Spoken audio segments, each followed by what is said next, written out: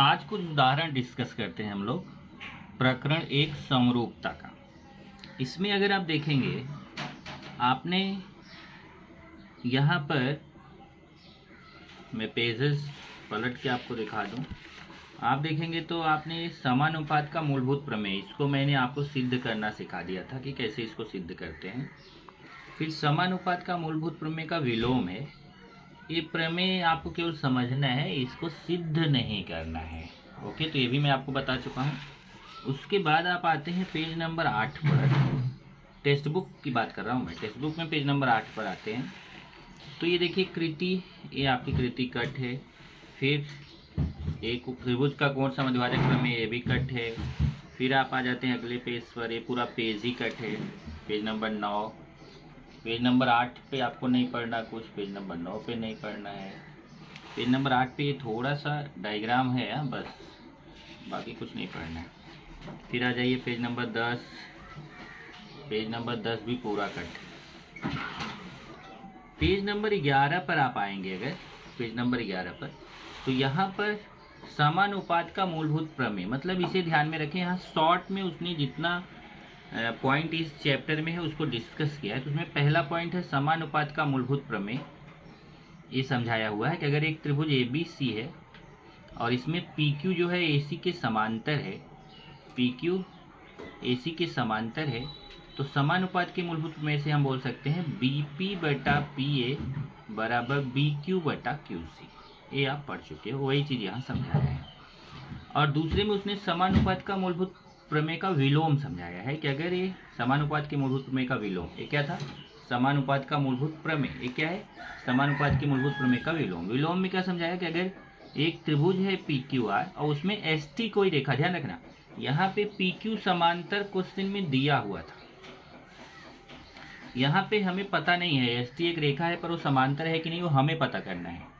तो हम क्या चेक करेंगे कि क्या पी एस बटे एस क्यू पी टी बटे टी आर के बराबर है। ये देखो, समानुपात के मूलभूत प्रमेय का विलोम क्या कहता है कि त्रिभुज पी क्यू आर में अगर पी एस क्यू एक रेखीय है, पी टी आर एक रेखीय है, तो क्या पी एस बटा एस क्यू पी टी बटे टी आर के बराबर है। अगर पी एस बटा एस क्यू का मान पी टी बटे टी आर के मान के बराबर है, तो एस टी जो है वह क्यू आर के समांतर होगा। तो ये आपका समानुपात का मूलभूत प्रमेय का विलोम हो गया। तो दोनों में फर्क समझा आपको। यहाँ पे पी क्यू समांतर, जब क्वेश्चन में समांतर दिया रहेगा तो समानुपात का मूलभूत प्रमेय लगा के, सूत्र लगा के वहाँ पे कुछ मान हमें निकालने रहेंगे। और जब प्रश्न में समानुपात का मूलभूत प्रमेय विलोम कब लगता है? जब प्रश्न में समांतर पूछा रहेगा हमसे पूछेगा। यहाँ प्रश्न में दिया रहेगा कि पी क्यू ए सी के समांतर है, तो समानुपात का मूलभूत प्रमेय है। यहाँ प्रश्न में हमसे पूछा रहेगा क्या एस टी पी क्यू के, क्या एस टी क्यू आर के समांतर है।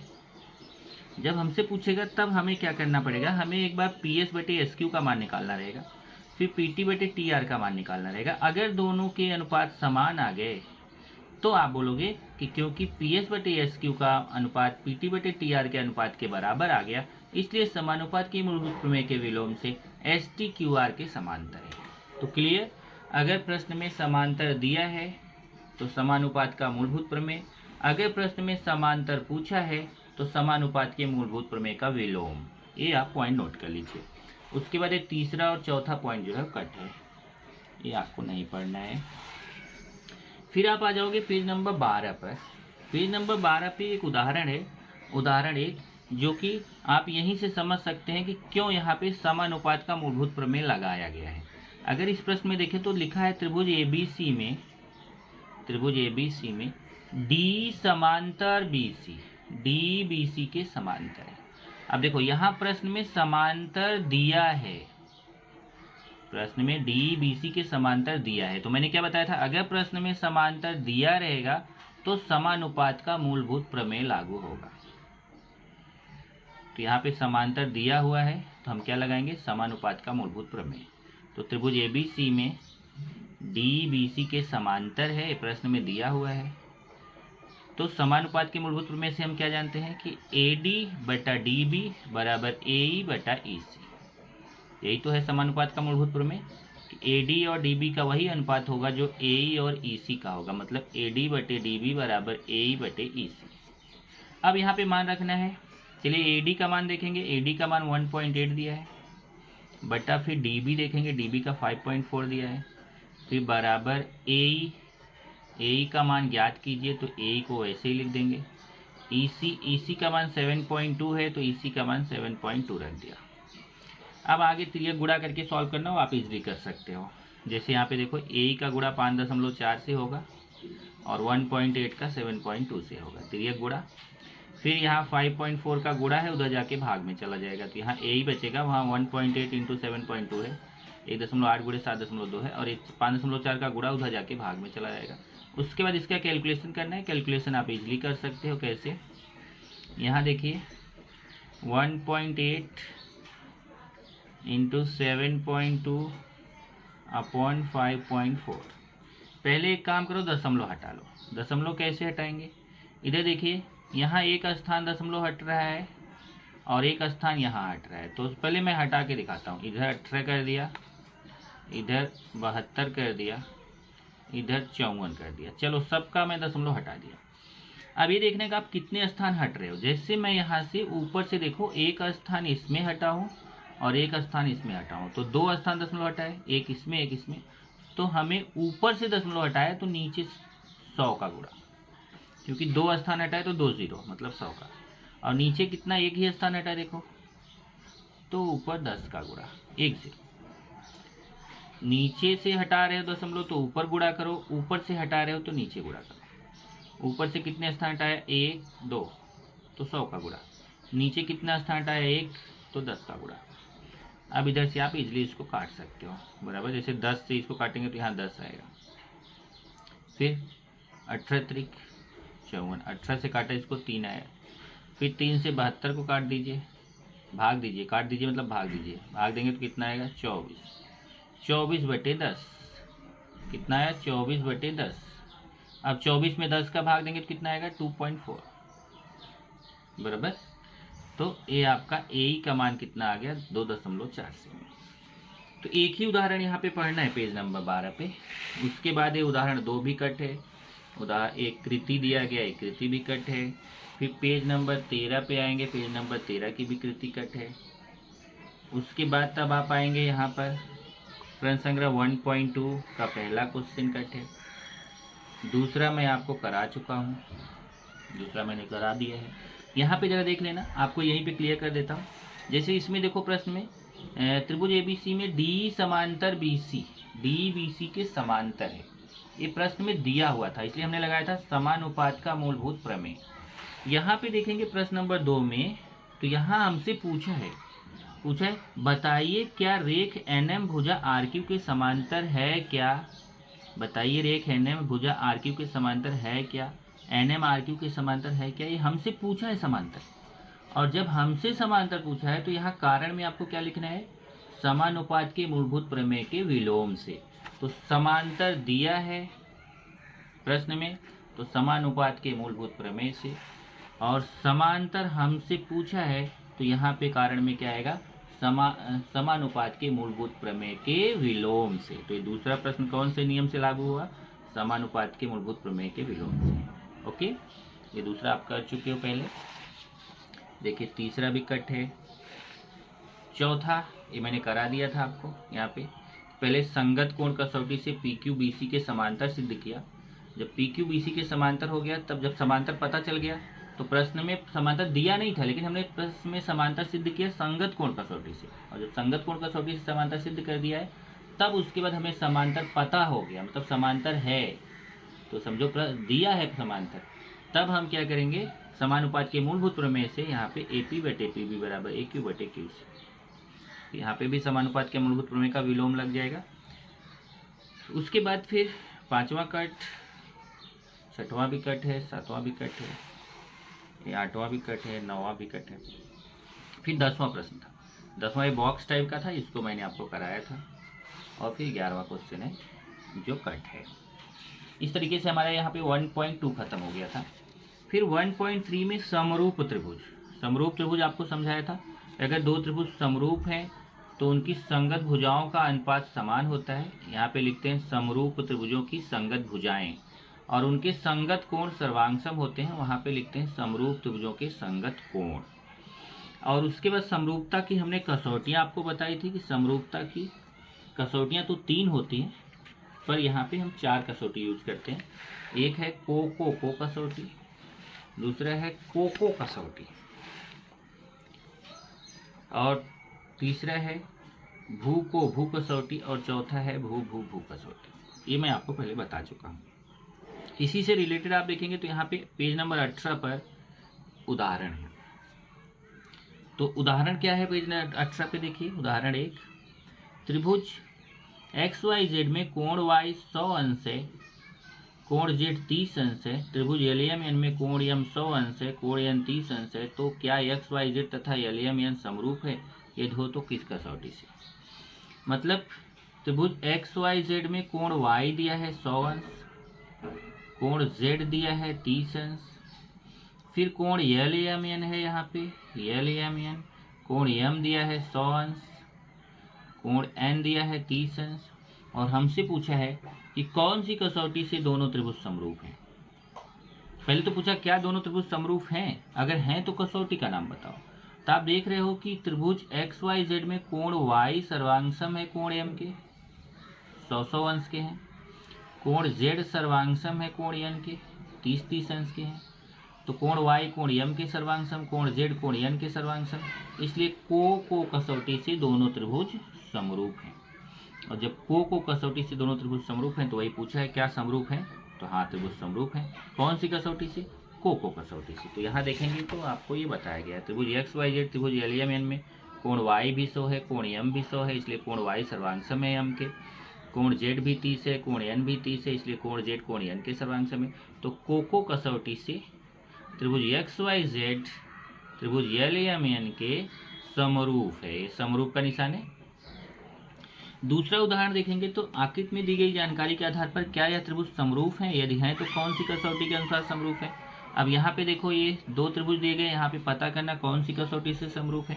तो पहले देखेंगे तो PM का मान 6 दिया है, UB का 3 दिया है, तो पहले PM बटा UB निकालेंगे तो 6/3, ये देखिए PM बटा UB 6/3, इसको काटेंगे तो 2/1 आएगा, 3 दूना 6, देखो 3 से काटोगे 3 दूना 6, ऊपर 2 आएगा, नीचे 3 1 के 3 1 आएगा। फिर हमने इधर से निकाला, देखो MN का मान 10 है, VW का 5 है, तो MN बटे VW, इधर देखिए MN बटे VW, MN का मान 10, VW का 5, 10/5, फिर इसको भी काटेंगे 5 1 के 5 नीचे आएगा, 5 दूना 10 2 ऊपर आएगा, तो 5 से काट दिया 2/1। तो PM बटे UB का मान भी 2/1 आया, और MN बटा VW का मान भी 2/1 आया। इसका मतलब PM बटे UB का मान जितना आ रहा है उतना ही MN बटे VW का मान आ रहा है, तो दोनों आपस में बराबर आ गए। यहाँ लिख दिया PM बटे UB बराबर MN बटे VW, क्योंकि दोनों के मान तो समान आ रहे हैं। और डायग्राम में देखेंगे तो जो निशान कोण M पे बना है वही निशान कोण V पे बना हुआ है। देखिए यहाँ पे जो निशान बना है वही निशान यहाँ पे बना है। इसका मतलब कोण M सर्वांगसम है कोण V के। यहाँ देखिए कोण M सर्वांगसम है कोण V के, ये दत्त से मतलब प्रश्न में दिया गया है। तो आप देख रहे हो कि त्रिभुज की 2 भुजाओं का अनुपात समान है, मतलब PM बटा UV बराबर है MN बटा VW के। तो त्रिभुज की 2 भुजाओं का अनुपात इस त्रिभुज की 2 भुजाओं का इस त्रिभुज की 2 भुजाओं से अनुपात समान है, और इस त्रिभुज की दोनों भुजाओं के बीच का कोण इस त्रिभुज के दोनों भुजाओं के बीच के कोण के सर्वांग। देखिए ये ध्यान रखिए, जो दो भुजाओं का अनुपात समान है उन दोनों भुजाओं के बीच का कोण इन दोनों भुजाओं के बीच के कोण के सर्वांग सम होना चाहिए। दोनों भुजाओं के बीच का कोण दोनों भुजाओं के बीच के कोण के सर्वांग सम है, तो वहां पे कसौटी हो जाती है भू को भू। यहाँ समरूपता की कौन सी कसौटी है? भू को भू कसौटी से त्रिभुज PMN समरूप हो गया त्रिभुज UVW के। देखिए त्रिभुज PMN समरूप है त्रिभुज UVW के, कौन सी कसौटी? समरूपता की भू को भू कसौटी। प्रश्न 3 है, उदाहरण 3 है, आकृति में दी गई जानकारी के आधार पर क्या इन त्रिभुजों को समरूप कहा जा सकता है, यदि हाँ तो किस कसौटी के अनुसार। मतलब ये 2 त्रिभुज दिए गए, हमें ये पता करना क्या ये त्रिभुज समरूप हैं, अगर हैं तो कौन सी कसौटी से। तो यहाँ पे पहले हम XY बटे MN निकालें। XY बटे MN 14/21, इसको 7 से काटेंगे, 7 दूना 14, 7 त्रिक 21, तो 2/3 आएगा। फिर YZ/NP निकाले, YZ/NP, तो देखिए यहाँ से YZ/NP, तो YZ का मान कितना है 20/NP का मान कितना है 30, यहाँ 0 0 कट गया तो 2/3, या आप 10 से काटो, 10 दूना 20, 10 3 30, तो XY/MN का मान भी 2/3 आया, YZ/NP का मान भी 2/3 आया, मतलब XY/MN का मान YZ/NP का मान दोनों आपस में बराबर है। देख लीजिए, जितना मान XY/MN का है उतना ही मान YZ/NP का मान है, तो ये दोनों मान आपस में समान आ गए, मतलब XY/MN बराबर YZ/NP। इसका मतलब एक चीज तो समझ में आ गया कि इस त्रिभुज की दो भुजाओं का अनुपात, इस त्रिभुज की दो भुजाओं का अनुपात आपस में समान है। उसके बाद आप देखेंगे यहाँ पे जो निशान Z पे बना हुआ है वही P पे बना हुआ है, जो निशान कोण Z पे बना है वही निशान यहाँ P पे बना है। इसका मतलब कोण Z सर्वांगसम है कोण P के, ये दिया गया है, मतलब दत्त से, आप लिख दो दिया गया है, या फिर ब्रैकेट में लिखो दत्त से। लेकिन प्रॉब्लम क्या है, इस और इस क्वेश्चन में प्रॉब्लम क्या है, दोनों एक जैसे दिख रहे हैं, उदाहरण 2 जैसा है वैसे उदाहरण 3 है। फर्क ये है कि यहाँ पे हमारी जो कसौटी दी गई थी, कसौटी हमारी क्या है, भू को भू कसौटी, और भू को भू कसौटी क्या है कि दोनों भुजाओं के बीच का कोण इसकी दोनों भुजाओं के बीच के कोण के सर्वांग था, तो यहाँ पे लग गया भू को भू कसौटी। पर यहाँ प्रॉब्लम है कि दोनों भुजाओं के बीच का कोण इसकी दोनों भुजाओं के बीच के कोण के सर्वांग नहीं दिया है, बल्कि दोनों भुजाओं के बाहर का कोण इसकी दोनों भुजाओं के बाहर के कोण के सर्वांग दिया है। और भू भू को कसौटी समरूपता में कोई नहीं है, समरूपता में कौन सी है, भू को भू, मतलब दोनों भुजाओं के बीच का कोण समान होना चाहिए। यहाँ तो भू भू को हो रहा है, मतलब भुजा भुजा कोण, और भुजा भुजा कोण ये कसौटी आपके पास नहीं है, आपके पास कौन सी कसौटी है, भू को भू है। तो जब ये कसौटी के अंतर्गत नहीं आता है तो इसका मतलब ये दोनों त्रिभुज समरूप नहीं है, हो भी सकते हैं पर हमारी कसौटी के हिसाब से ये समरूप नहीं है। ये देखिए, परंतु Z तथा P समानुपाती भुजाओं में समाविष्ट कोण नहीं है। क्या बता रहा है कि जो Z और P कोण सर्वांगसम है, ये जो दोनों भुजाएं हैं उनके बीच वाले कोण नहीं है, उन दोनों भुजाओं के बीच के कोण समाविष्ट वाले कोण नहीं है, उनके बीच के कोण नहीं है, इसलिए त्रिभुज XYZ त्रिभुज MNP के समरूप है ऐसा हम कह नहीं सकते। मतलब समरूप होगा वो अलग बात है, पर हमारी कसौटी के हिसाब से ये दोनों त्रिभुज आपस में समरूप नहीं है। ये उदाहरण 3 हो गया। उसके बाद आगे बढ़ेंगे, उदाहरण 4। उदाहरण 4 है संलग्न आकृति में BP लंब AC। अब देखिए यहाँ पे BP AC पर लंब है और CQ लंब AB, CQ AB पर लंब है। तो यहाँ से देखिए ये लंब है AB पर, ये लंब है AC पर। लंब होने का मतलब क्या होता है कि जैसे BP जाके AC पर लंब है, मतलब यहाँ 90 अंश का कोण बनाएगा, ऐसे CQ जाकर के AB पे लंब है तो यहाँ 90 अंश का कोण बनाएगा। और APC एक रेखी है, तो APC एक रेखी है, AQB एक रेखी है, तो यहाँ से देख लीजिए AQB भी एक रेखी है। अब सिद्ध करना है कि त्रिभुज APB त्रिभुज AQC के समरूप है, मतलब पता नहीं करना, सिद्ध करना, मतलब है ही, तो सिद्ध करेंगे। सिद्ध कीजिए त्रिभुज APB त्रिभुज AQC के समरूप। त्रिभुज सिद्ध करना है कि त्रिभुज देख लीजिए APB, मतलब ये छोटा वाला त्रिभुज AQC इस त्रिभुज के समरूप है क्या, ध्यान से देख लेना, ये वाला त्रिभुज APB इस वाले त्रिभुज AQC के समरूप है क्या। तो यहाँ पे केवल बॉक्सेज हमें भरने हैं, तो ये दोनों त्रिभुज जो समरूप दिखाने थे वो ले लिया, APB AQC। अब देखते हैं इसमें क्या क्या समान है।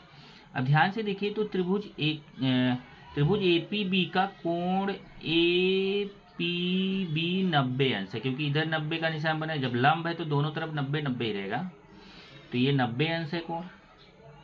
तो यहाँ पे लिखना है कोण APB बराबर, फिर यहाँ अंश लगा हुआ, लेकिन कितना अंश है वो नहीं लिखा हुआ, तो हम लिखेंगे कोण APB कितने अंश है, यहाँ पे यहाँ लिख देंगे 90 अंश।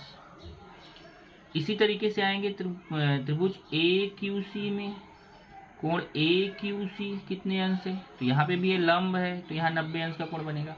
तो कोण ए क्यू सी यहाँ अंश लिखा हुआ कितने अंश होगा, 90 अंश होगा।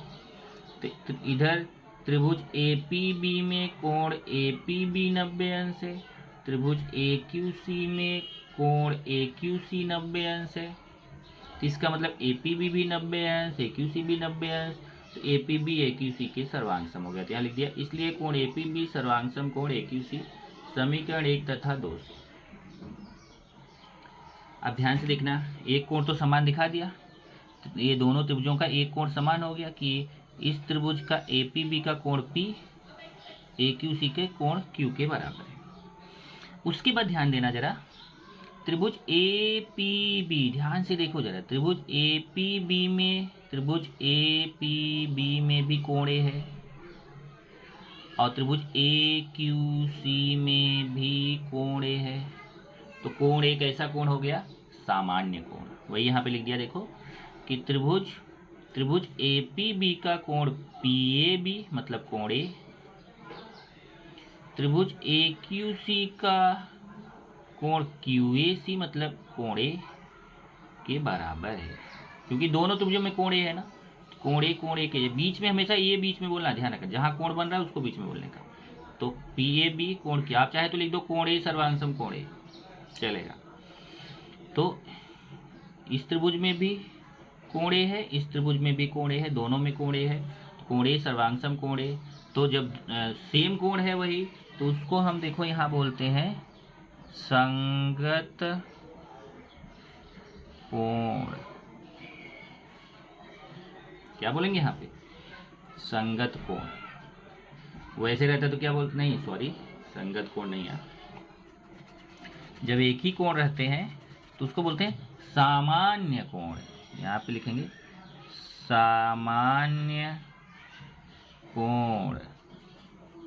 क्या लिखते हैं, देखो अगर इस त्रिभुज में भी कोण A है, इस त्रिभुज में भी कोण, दोनों में वही कोण है, सेम कोण A ही है, तो वहाँ पे क्या लिखेंगे, सामान्य कोण। मतलब अगर दो त्रिभुजों के कोण सेम हो तो उसको सामान्य कोण बोलते हैं, वही कोण है दोनों में, या भुजाएं दोनों में कॉमन है तो उसको बोलेंगे कॉमन मतलब सामान्य। कोण A यहाँ कॉमन है तो सामान्य कोण, अगर भुजा कॉमन रहती है तो सामान्य भुजा बोलते हैं।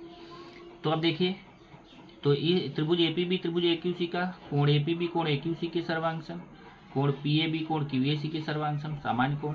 इसलिए कोको कसौटी से दोनों त्रिभुज आपस में क्या हो गए, समरूप हो गए, क्योंकि इस त्रिभुज के दो कोण इस त्रिभुज के दो कोण के सर्वांग सम आ गए, इसलिए कोको कसौटी से दोनों त्रिभुज समरूप हो गए।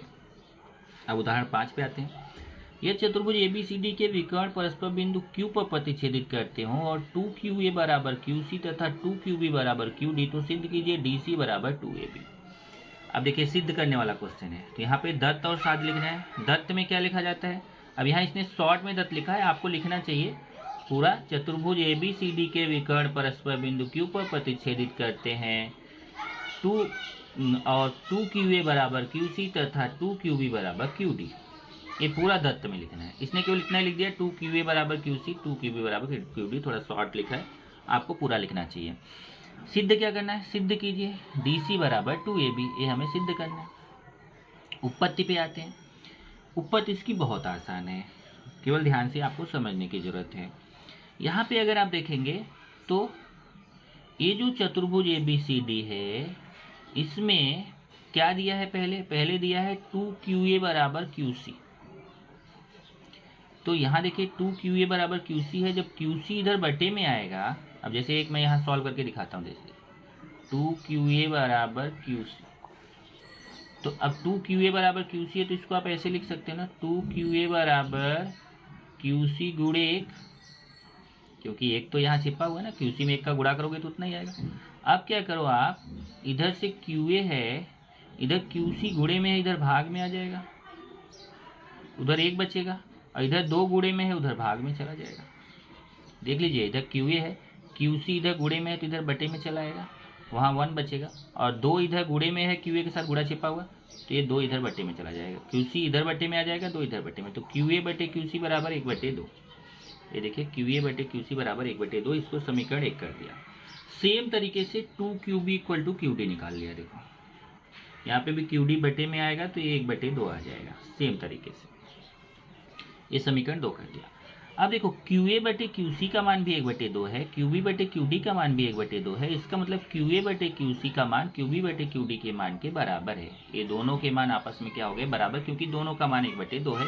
समीकरण 1 तथा 2 से अब हम क्या करेंगे, ये जो ऊपर वाला त्रिभुज है और ये जो नीचे वाला त्रिभुज है, इन दोनों त्रिभुजों को समरूप सिद्ध करेंगे। अपनी जो कसौटियाँ हैं उन्हीं कसौटियों में से कोई यूज करके हम इसको समरूप सिद्ध करेंगे। तो कौन सी कसौटी देखते हैं लगती है। अब देखिए यहाँ पे एक तो त्रिभुज AQB ले लिया, दूसरा त्रिभुज हमने CQD ले लिया। यहाँ देखिए AQB और CQD, एक ये ऊपर वाला त्रिभुज लिया, एक नीचे वाला। मैंने ऐसा टिक किया हुआ है, मतलब कि ये दोनों त्रिभुज लिया है। अब देखिए इन दोनों त्रिभुजों में एक तो दिया हुआ है QA बटे QC बराबर QB बटे QD, ये दत्त, ये मतलब हमने समीकरण 1 और 2 से इसको सिद्ध किया है। ये देखो यही जो लाइन है यहाँ लिख दो, यहाँ लिख दो सिद्ध किया, चाहे आप यहाँ समीकरण 3 लिख के लिख दो समीकरण 3 से। तो इन्होंने क्या किया, ये देखो इसको सिद्ध किया है ना, तो इसको लिख के यहाँ लिख दिया सिद्ध किया है, मतलब हमने इसको सिद्ध किया है। अब जरा इसको चेक करो कि वास्तव में ये देखिए ये दो त्रिभुज लिया, इस त्रिभुज की भुजा QA बटे इस त्रिभुज की भुजा QC। देखो ऊपर वाले त्रिभुज की भुजा QA और नीचे वाले त्रिभुज की भुजा QC, QA और QC। ऐसे ऊपर वाले त्रिभुज की भुजा QB और नीचे वाले त्रिभुज की भुजा QD का अनुपात आपस में समान है। इस त्रिभुज की इन दोनों भुजाओं का अनुपात इस ऊपर वाले त्रिभुज की भुजा QA और QB का अनुपात जो है नीचे वाले त्रिभुज की भुजा QC और QD के अनुपात के बराबर है। ये ऊपर वाले त्रिभुज की इन दोनों भुजाओं का अनुपात नीचे वाले त्रिभुज की इन दोनों भुजाओं के अनुपात के बराबर है। ये हमने सिद्ध किया है। अब आप देखेंगे तो ये ऊपर वाले त्रिभुज का कोण BQA नीचे वाले त्रिभुज के कोण CQD के बराबर है। ये दोनों शीर्षाभिमुख कोण है। शीर्षाभिमुख कोण आपको मालूम है, अगर दो रेखाएं दूसरे को काटती हैं तो आमने सामने के कोण को शीर्षाभिमुख कोण कहते हैं। तो यहाँ देखिए दोनों रेखाएं काट रही हैं तो ये आमने सामने के कोण को शीर्षाभिमुख कोण कहते हैं। तो ये दोनों शीर्षाभिमुख कोण है तो आपस में समान है। यहाँ पे लिख दिया कोण AQB कोण DQC के सर्वांग। इधर देखिए कोण AQB कोण DQC के सर्वांग, क्यों, शीर्षाभिमुख कोण। इधर देखिए शीर्षाभिमुख कोण। अब देखिए इस त्रिभुज की दो भुजाएं और उस दो भुजाओं का अनुपात, ऊपर वाले त्रिभुज की दो भुजाओं का अनुपात नीचे वाले त्रिभुज की दो भुजाओं से अनुपात समान है। और ऊपर वाले त्रिभुज की दोनों भुजाओं के बीच का कोण नीचे वाले त्रिभुज के दोनों भुजाओं के बीच के कोण के सर्वांग है। इसलिए समरूपता की भू कसौटी से ये दोनों त्रिभुज समरूप हो गए। कौन कौन से त्रिभुज, त्रिभुज AQB और त्रिभुज CQD, ये दोनों त्रिभुज आपस में समरूप हो गए। और जब दोनों त्रिभुज आपस में समरूप हो गए तो आप जानते हैं जब दो त्रिभुज समरूप होते हैं तो 1.3 के क्वेश्चन भी आप कर चुके हो कि जब दो त्रिभुज समरूप होते हैं तो उनकी संगत भुजाओं का अनुपात समान होता है। मतलब AQ बटे CQ बराबर QB बटे QD बराबर AB बटे CD। ये तो आप पढ़ चुके हो। यहाँ संगत भुजाएं समानुपात में, बेटर होगा यहाँ लिखें समरूप त्रिभुजों की संगत भुजाएं, ये बेटर रहेगा, ये इससे अच्छा रहेगा। आप यहाँ लिखो समरूप त्रिभुजों की संगत भुजाएं। अब जरा आगे देखिए, आगे इन्होंने यहाँ थोड़ा अलग तरीके से समझाया, मैं इसको इजी तरीके से समझाता हूँ। अब देखिए AQ बटे CQ का मान, QA या AQ एक ही होता है, AQ बटे CQ का मान 1/2 है तो इसकी जगह मैं 1/2 रख देता हूँ। ऐसे ही QB बटे QD का मान 1/2, यहाँ देखिए QB बटे QD का मान 1/2, AB बटे CD का मान मालूम नहीं है। इसका मतलब AB बटे CD का मान 1/2 के बराबर है। तो AB बटे CD बराबर 1/2। तिर्यक गुणा कर लो, तिर्यक गुणा करोगे तो CD का 1 से गुणा होगा तो CD आएगा, 2 का AB से गुणा होगा तो AB आएगा, 2 AB आएगा। तो देखिए तिर्यक गुणा करिए, 2 का AB से करेंगे तो 2AB और CD का 1 से करेंगे तो CD। ये आपका आ गया 2AB इक्वल टू CD। यही आपको सिद्ध करना था। इधर देखिए 2AB इक्वल टू CD। तो उदाहरण 5 हो गया। बाकी प्रश्न संग्रह 1.3 मैंने कराया, इसमें कोई क्वेश्चन कट नहीं है, सारा क्वेश्चन मैंने कराया है 9 तक। उसके बाद फिर समरूप त्रिभुजों के क्षेत्रफलों का प्रमेय भी मैंने आपको कराया हुआ है। फिर आप आ जाइए पेज नंबर 24 पर। यहाँ पे उदाहरण है, उदाहरण 1, त्रिभुज ABC समरूप त्रिभुज PQR। अब यहाँ त्रिभुज समरूप दिया है, एरिया त्रिभुज ABC 16 है, एरिया त्रिभुज PQR 25 है, तो AB बटे PQ का मान निकालना है। अब देखिए त्रिभुज एबीसी समरूप है त्रिभुज पीक्यूआर के, तो हम जानते हैं जब दो त्रिभुज समरूप होते हैं तो उनके क्षेत्रफलों का अनुपात उनकी संगत भुजाओं के वर्गों के अनुपात के बराबर होता है, बराबर। तो इसका मतलब एरिया त्रिभुज एबीसी बटे एरिया त्रिभुज पीक्यूआर बराबर AB स्क्वायर बटे PQ स्क्वायर। अब यहाँ देखो लिखा है समरूप त्रिभुजों के क्षेत्रफलों का अनुपात संगत भुजाओं के वर्गों के अनुपात के बराबर होता है, पर बेटर होगा आप यहाँ शॉर्ट में लिख दो समरूप त्रिभुजों के क्षेत्रफलों के प्रमेय से, बस आपका काम हो जाएगा। अब यहाँ देखिए मान रखेंगे एरिया त्रिभुज एबीसी का मान कितना है 16 बटे एरिया त्रिभुज पीक्यूआर का मान कितना है 25 और ये AB स्क्वायर बटे PQ स्क्वायर, इसमें कोई मान मालूम नहीं है। अब आप क्या करो दोनों पक्षों का वर्गमूल लेने पर, जब वर्गमूल लेंगे AB का स्क्वायर हट जाएगा AB हो जाएगा, PQ का स्क्वायर हट जाएगा PQ, 16 का वर्गमूल 4 और 25 का वर्गमूल 5। इस तरीके से आपको AB बटे PQ का मान आ जाएगा, AB बटे PQ का मान 4 बटे 5। ये आपका उत्तर हो गया। उदाहरण 2 देखेंगे दो समरूप त्रिभुजों की संगत भुजाओं का अनुपात 2:5 है। छोटे त्रिभुज का क्षेत्रफल 64 वर्ग सेमी है, तो बड़े त्रिभुज का क्षेत्रफल ज्ञात कीजिए।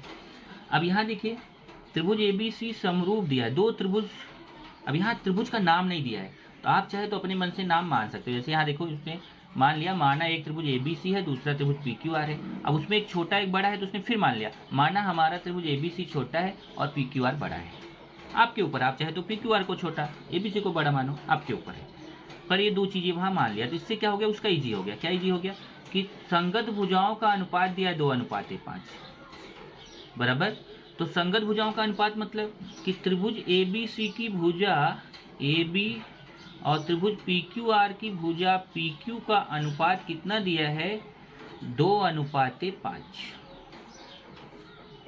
यहाँ चाहे तो एक लाइन आप बढ़ा लेंगे तो बेटर रहेगा कि त्रिभुज एबीसी की भुजा AB और त्रिभुज PQR की भुजा PQ का अनुपात कितना दिया है 2:5, भुजाओं का अनुपात।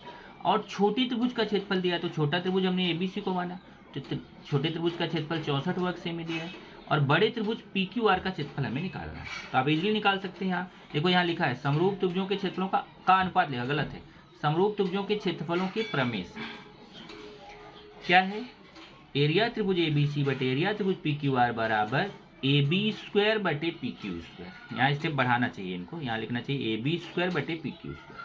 अब AB का मान 2 है, 2 का स्क्वायर बटे PQ 5 है, 5 का स्क्वायर, 2 का स्क्वायर 4, 5 का स्क्वायर 25।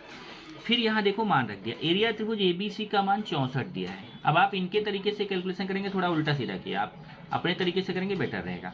एरिया त्रिभुज एबीसी का मान 64 दिया, यहाँ 64 रख दिया। एरिया त्रिभुज PQR का निकालना है और ये 4/25, फिर तिरिया गुणा कर लिया।